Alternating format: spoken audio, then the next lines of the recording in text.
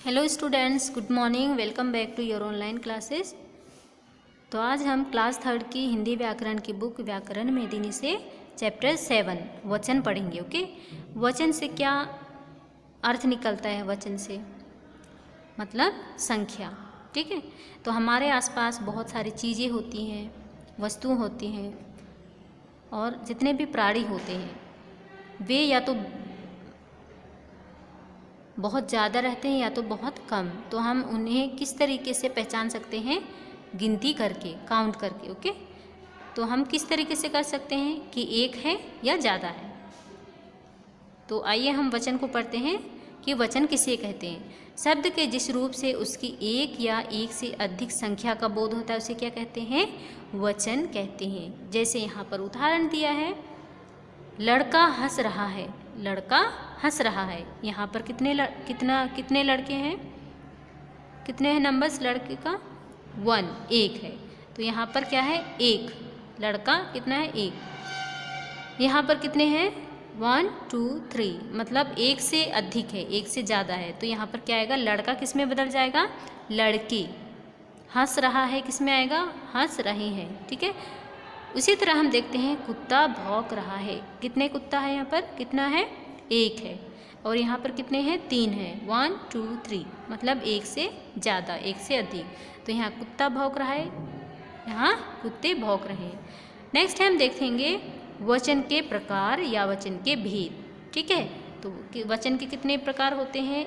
2 होते हैं, एक वचन और बहुवचन। एक वचन क्या होता है?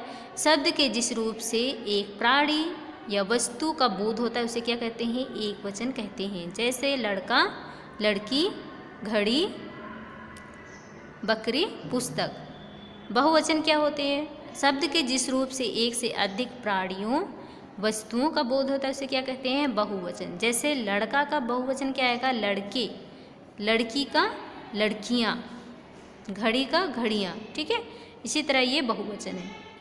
इसके बाद में हम कुछ शब्द होते हैं, हम किसी को आदर स्वरूप आदर प्रकट करने के लिए भी हम क्या करते हैं? बहुवचन का प्रयोग करते हैं। जैसे गुरुजी आ रहे हैं, गुरुजी आ रहे हैं। हम ये नहीं कह सकते कि गुरुजी आ रहा है। ओके, पिताजी बैठे हैं। पिताजी को आदर देने के लिए, रिस्पेक्ट देने के लिए हम क्या कहेंगे? पिताजी बैठे हैं। ये नहीं कह सकते कि पिताजी बैठा है। माता जी पूजा कर रही हैं।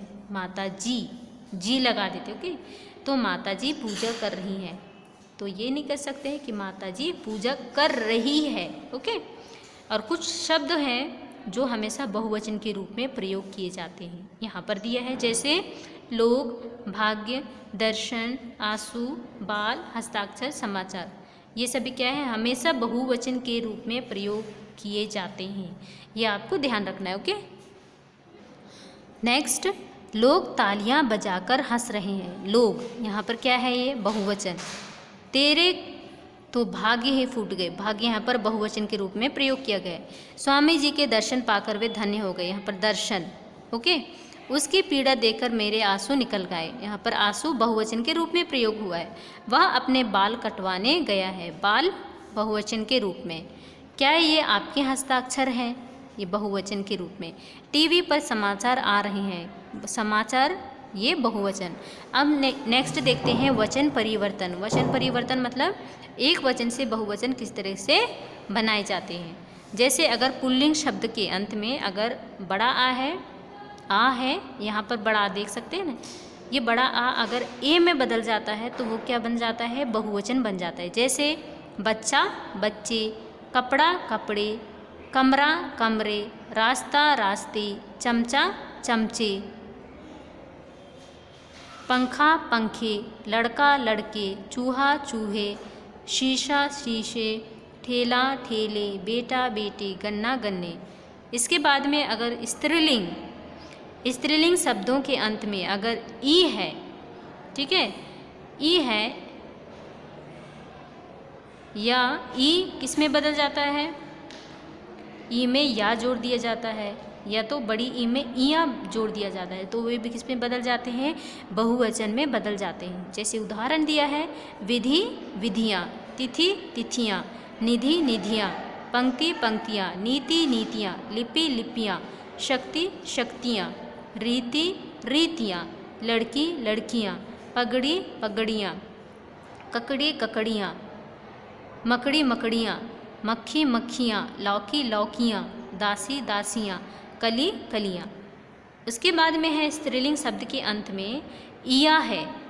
इया है ना, इया, गुड़िया जैसे उदाहरण दिया है गुड़िया, तो यहाँ पर क्या है इया।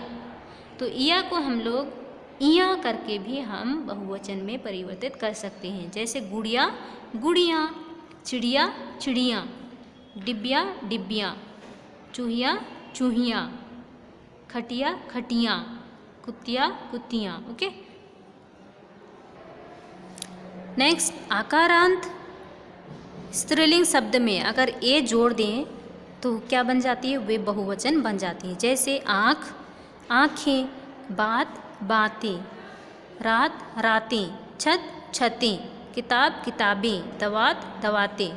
इसके बाद में आकारांत स्त्रीलिंग शब्द के में ए जोड़ देने से क्या होता है, वे भी बहुवचन में परिवर्तित हो जाती हैं। जैसे माला मालाएं, वार्ता वार्ताएं, अध्यापिका अध्यापिकाएं, इच्छा इच्छाएं, कविता कविताएं, माता माताएं, कला कलाएं, कन्या कन्याएं, छटा छटाएं, कथा कथाएं।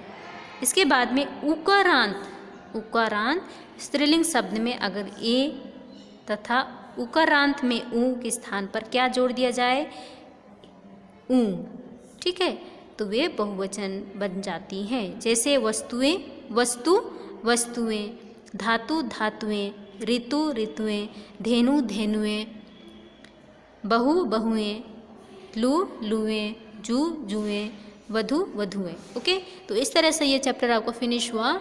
आपको इस चैप्टर के एक्सरसाइज आपके व्हाट्सएप ग्रुप में सेंड किया जाएगा, जिसे देकर आपको बुक में फिल करना है। Okay, thank you.